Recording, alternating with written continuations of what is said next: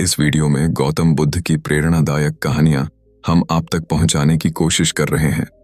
हमारा पूरा प्रयास रहेगा कि आपके पास तक बुद्ध की प्रेरणादायक जो भी कहानी है वह सभी कहानियां हम आप तक पहुंचाने की कोशिश करेंगे। अगर आपको हमारी वीडियो अच्छी लगते हो तो हमारे वीडियो को लाइक करें और हमारे चैनल को सब्सक्राइब करें। कहानी मैत्री की शक्ति, शत्रु और बुद्ध का प्रेमपूर्ण उपदेश। प्राचीन समय की बात है। भगवान बुद्ध अपने शिष्यों के साथ नगर नगर भ्रमण कर लोगों को धर्म का उपदेश दे रहे थे। एक गांव के बाहर उनका प्रवास हुआ। उस गांव में एक व्यक्ति रहता था जो बुद्ध से बहुत द्वेष रखता था। वह हमेशा कहता, यह साधु लोगों को बहकाता है, इन्हें काम धंधा नहीं सूझता, सब भीख मांगकर जीते हैं, मैं इन्हें गांव में नहीं रहने दूंगा। जब उसे पता चला कि बुद्ध पास ही ठहरे हैं तो वह क्रोध से भर गया। वह उनके पास पहुंचा और बहुत अपशब्द कहने लगा। शिष्य क्रोधित हो गए और बोले, भगवान, यह आपको गाली दे रहा है, हमें इसे दंड देने की अनुमति दीजिए। बुद्ध मुस्कुराए और बोले, नहीं भिक्षुओं, क्रोध का उत्तर क्रोध से देना अग्नि में अग्नि डालने जैसा है। यदि कोई तुम्हें उपहार दे और तुम उसे स्वीकार न करो तो वह उपहार किसके पास रह जाएगा? उसी व्यक्ति के पास जिसने दिया। उसी प्रकार यदि कोई हमें अपमान दे और हम उसे स्वीकार न करें तो वह अपमान उसी के पास रहेगा जिसने दिया। यह सुनकर वह शत्रु स्तब्ध रह गया।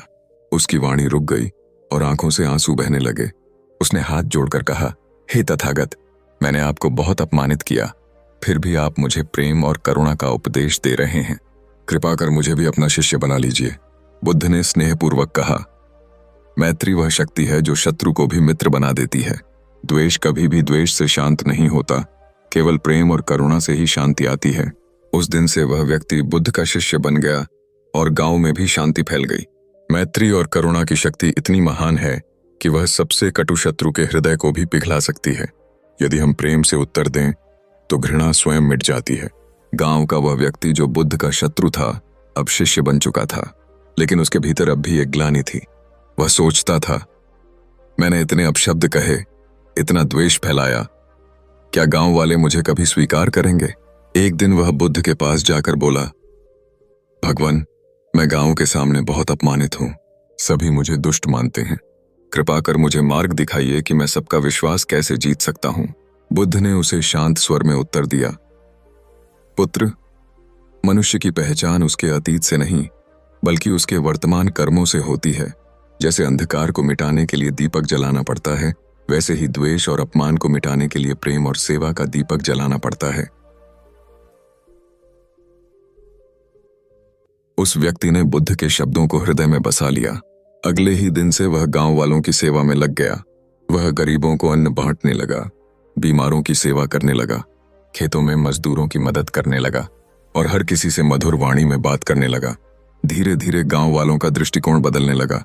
जो लोग पहले उसे क्रोधी और कटु स्वभाव का मानते थे, वही लोग अब उसे दयालु और सच्चा सेवक कहने लगे। कई महीने बीते। एक दिन गांव में सभा हुई। सब लोग बुद्ध के पास आए और बोले, भगवान, हम पहले इस व्यक्ति को शत्रु समझते थे, लेकिन आपके उपदेश से इसमें इतना परिवर्तन आया है कि अब यह हमारा सबसे प्रिय साथी बन गया है। यह सचमुच आपकी मैत्री शक्ति का प्रमाण है। बुद्ध ने मुस्कुराकर कहा, देखो भिक्षुओं, मनुष्य का हृदय कठोर पत्थर जैसा हो सकता है, पर प्रेम और मैत्री की बूंदें उस पत्थर को भी घिस घिस कर झरना बना देती हैं।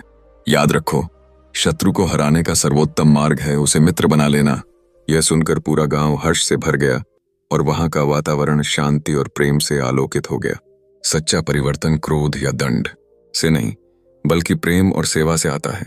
जब हम अपने जीवन में करुणा और मैत्री को अपनाते हैं तो शत्रु भी मित्र बन जाता है और समाज में शांति स्थापित होती है। कुछ समय बाद बुद्ध अपने शिष्यों के साथ उस गांव से विदा लेकर आगे बढ़ गए, लेकिन वह परिवर्तित शिष्य जो पहले शत्रु था अब पूरे गांव के लिए प्रेरणा बन गया था। गांव वाले उससे कहते, तुम्हारा हृदय पहले कठोर था, लेकिन अब तुम दया और सेवा का स्रोत बन गए हो। हमें बताओ यह परिवर्तन कैसे आया? वह विनम्रता से उत्तर देता, यह मेरा नहीं, बुद्ध का दिया हुआ मार्ग है। यदि बुद्ध मुझे द्वेष का उत्तर द्वेष से देते तो मैं और भी क्रोधित हो जाता, लेकिन उन्होंने मुझे प्रेम दिया। वही प्रेम मेरे हृदय को बदल गया। धीरे धीरे आसपास के गांवों के लोग भी यह परिवर्तन देखने आने लगे। वे पूछते, क्या यह वही व्यक्ति है जो बुद्ध का अपमान करता था? गांव वाले गर्व से कहते, हाँ, यही वही है। लेकिन अब यह बुद्ध का सच्चा शिष्य है और हमारी सेवा में लगा है।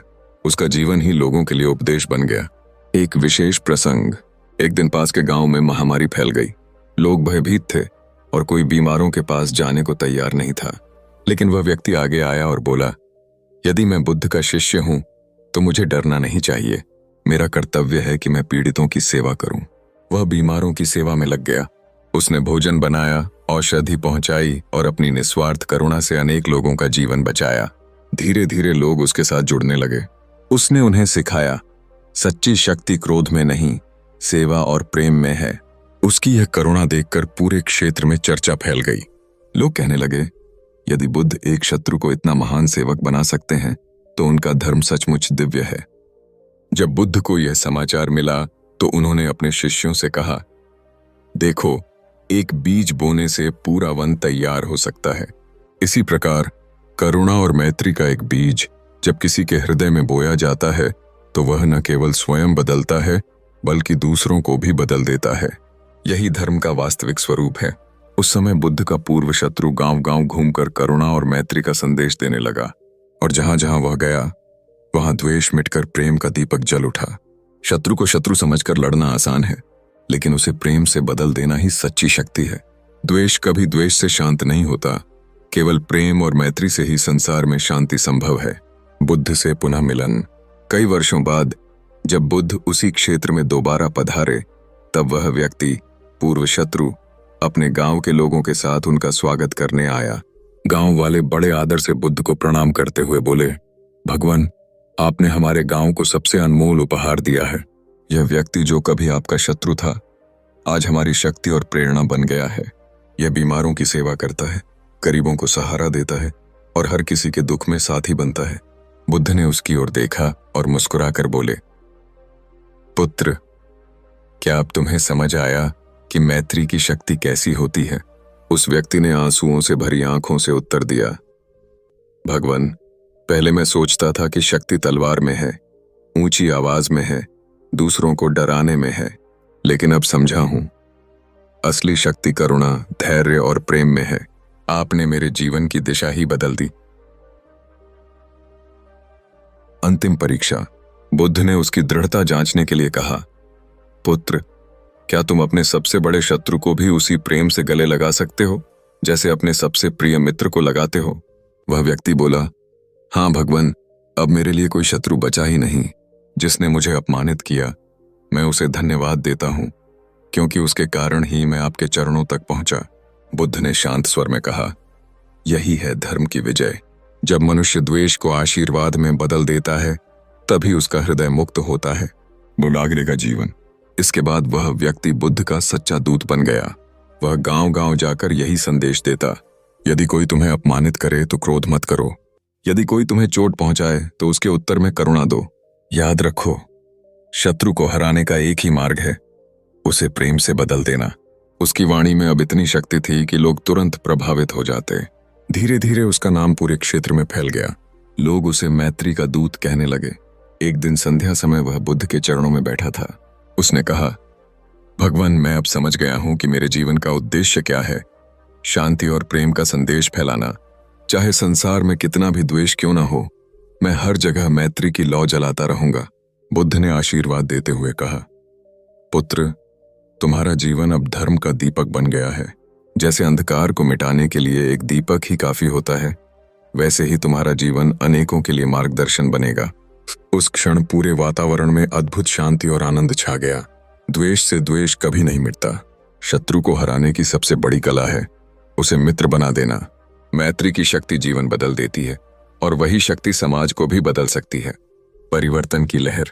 बुद्ध का शिष्य, पूर्व शत्रु, अब पूरे क्षेत्र में सेवा और करुणा का प्रतीक बन चुका था।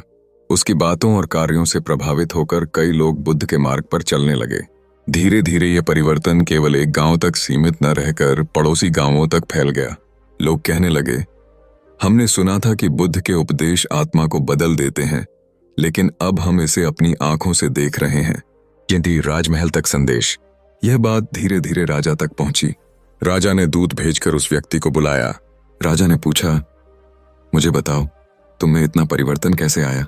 जो पहले क्रोधी और अभिमानी था, वह अब सबका प्रिय और सेवक कैसे बन गया? उस व्यक्ति ने विनम्र होकर उत्तर दिया, महाराज, यह सब बुद्ध की करुणा का परिणाम है। उन्होंने मुझे सिखाया कि द्वेष केवल और अधिक द्वेष को जन्म देता है, जबकि प्रेम सबसे कठोर हृदय को भी पिघला देता है। राजा प्रभावित हुआ और बोला, यदि ऐसा है तो मुझे भी बुद्ध से मिलना चाहिए।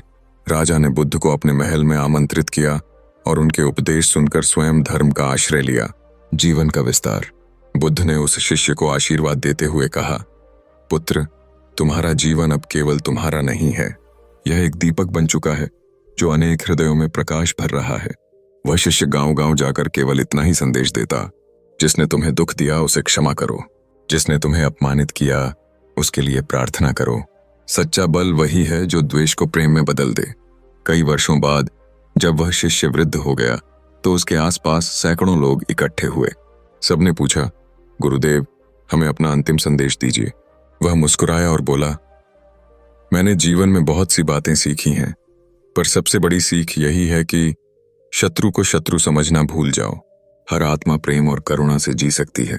यदि तुमने किसी को प्रेम से बदल दिया तो समझो तुम्हारा जीवन सफल हुआ। इतना कहकर उसने शांति से अपनी आंखें मूंद लीं। उसकी स्मृति आज भी लोगों को यही सिखाती है कि मैत्री की शक्ति अनंत है, जो शत्रु को भी मित्र बना सकती है और अंधकार को भी प्रकाश में बदल सकती है। बुद्ध की सभा में पुनः चर्चा। जब शिष्य पूर्व शत्रु ने अपने जीवन का अंत किया, तब उसके जीवन की गाथा बुद्ध की सभा में उठी। कई भिक्षु आश्चर्य से बोले, भगवान, जिसने कभी आपको अपशब्द कहे थे, वही व्यक्ति अंत में धर्म का दीपक बन गया। यह सचमुच अद्भुत है। बुद्ध ने शिष्यों को देखा और शांत स्वर में कहा, भिक्षुओं, यह कोई चमत्कार नहीं, बल्कि मैत्री और करुणा की स्वाभाविक शक्ति है। जैसे बीज को उचित जल और धूप मिले तो वह अंकुरित हो जाता है, वैसे ही कठोर हृदय को यदि प्रेम और धैर्य का स्पर्श मिले तो वह कोमल बन ही जाता है। शिष्यों का प्रश्न। एक शिष्य ने पूछा, भगवान, यदि वह व्यक्ति लगातार द्वेष करता रहता और आपका प्रेम भी स्वीकार न करता, तब क्या होता? बुद्ध ने उत्तर दिया, स्मरण रखो, प्रेम कभी व्यर्थ नहीं जाता। चाहे सामने वाला न भी बदले, लेकिन तुम्हारे भीतर शांति बनी रहती है, और जब समय आएगा वह प्रेम अवश्य अपना फल देगा। करुणा का बीज देर से सही, परंतु अवश्य अंकुरित होता है। शिक्षा का प्रसार। उस शिष्य की कहानी बुद्ध के जीवन काल में ही दूर दूर तक फैल गई। लोग कहते, यदि बुद्ध का उपदेश एक शत्रु को मित्र और दुष्ट को साधु बना सकता है, तो उनके धर्म में कितनी अपार शक्ति होगी। कई राजाओं ने, व्यापारियों ने और सामान्य लोगों ने इस कथा को सुनकर बुद्ध का मार्ग अपनाया, और इस प्रकार मैत्री की शक्ति केवल एक व्यक्ति तक सीमित न रहकर पूरे समाज में प्रकाश फैलाने लगी। गहरी सीख। बुद्ध ने अंततः कहा, भिक्षुओं, द्वेष की अग्नि में संसार जल रहा है। इस अग्नि को बुझाने के लिए तलवारें नहीं, बल्कि प्रेम और करुणा की वर्षा चाहिए। यही धर्म का सार है। शत्रु को शत्रु न मानो, उसे भी अपने समान दुखी जीव समझो, और जब तुम ऐसा कर पाओगे तभी वास्तविक शांति संभव होगी। इस तरह शत्रु और बुद्ध का प्रेमपूर्ण उपदेश केवल एक घटना नहीं रहा, बल्कि आने वाली पीढ़ियों के लिए मार्गदर्शन बन गया। समय बीतता गया। सालों बाद जब बुद्ध निर्वाण को प्राप्त कर चुके थे, तब भी उस शिष्य की कहानी हर जगह सुनाई जाती थी। लोग कहते, यह वही है जिसने बुद्ध को अपशब्द कहे थे, लेकिन बुद्ध ने उसे प्रेम से बदल दिया। यही बुद्ध के धर्म की असली शक्ति है। उसकी जीवन कथा पीढ़ी दर पीढ़ी सुनाई जाने लगी। माता पिता बच्चों को सोते समय यही कथा कहते, यदि कोई तुम्हें अपमानित करे तो तुम बुद्ध की तरह धैर्य और मैत्री दिखाना। समाज में परिवर्तन। धीरे धीरे यह उपदेश केवल कथा न रहकर जीवन का हिस्सा बन गया। लोग झगड़े के समय बुद्ध का स्मरण करते, शत्रुता मिटाने के लिए करुणा का मार्ग अपनाते। गांव-गांव में सेवा और सहयोग की परंपरा विकसित हो गई। इस प्रकार एक व्यक्ति का परिवर्तन पूरे समाज के लिए प्रेरणा बन गया। पीढ़ियों बाद जब भिक्षु इस घटना का वर्णन करते तो वे कहते, मैत्री की शक्ति कभी नष्ट नहीं होती। यह वह अग्नि है जो अंधकार को मिटाती है। यह वह जल है जो क्रोध की ज्वाला को शांत करता है, और यह वह प्रकाश है जो शत्रु को भी मित्र बना देता है। क्रोध का उत्तर क्रोध नहीं, करुणा है। शत्रु को बदलने का एकमात्र मार्ग प्रेम है। सच्ची शक्ति दूसरों पर विजय पाना नहीं, बल्कि स्वयं पर विजय पाना है। बुद्ध का धर्म कोई आडंबर नहीं बल्कि जीवन जीने की कला है। इस प्रकार मैत्री की शक्ति की यह गाथा केवल एक ऐतिहासिक घटना नहीं रही बल्कि समय के पार एक शाश्वत सत्य बन गई। जहां भी यह कथा सुनाई जाती वहां के लोगों के हृदय में करुणा और शांति की ज्योति जल उठती। बुद्ध के बाद की पीढ़ियां, बुद्ध के निर्वाण के बहुत वर्षों बाद भी उस शिष्य की कथा भिक्षुओं की वाणी में जीवित रही। जहां भी कोई संघर्ष होता लोग कहते, क्रोध से क्रोध नहीं मिटता। याद करो उस शिष्य को जिसे बुद्ध ने मैत्री से बदल दिया था। बच्चे बच्चे को यह कथा सुनाई जाती। वे सीखते कि अपमान का उत्तर अपमान से नहीं देना, हिंसा का उत्तर हिंसा से नहीं देना, बल्कि हर स्थिति में धैर्य और प्रेम रखना। दूर देशों तक प्रसार। धीरे धीरे यह कथा भारत से निकलकर अन्य देशों तक पहुंची। विदेशों के भिक्षु जब बुद्ध के धर्म का प्रचार करने गए तो वे यही प्रसंग सुनाते।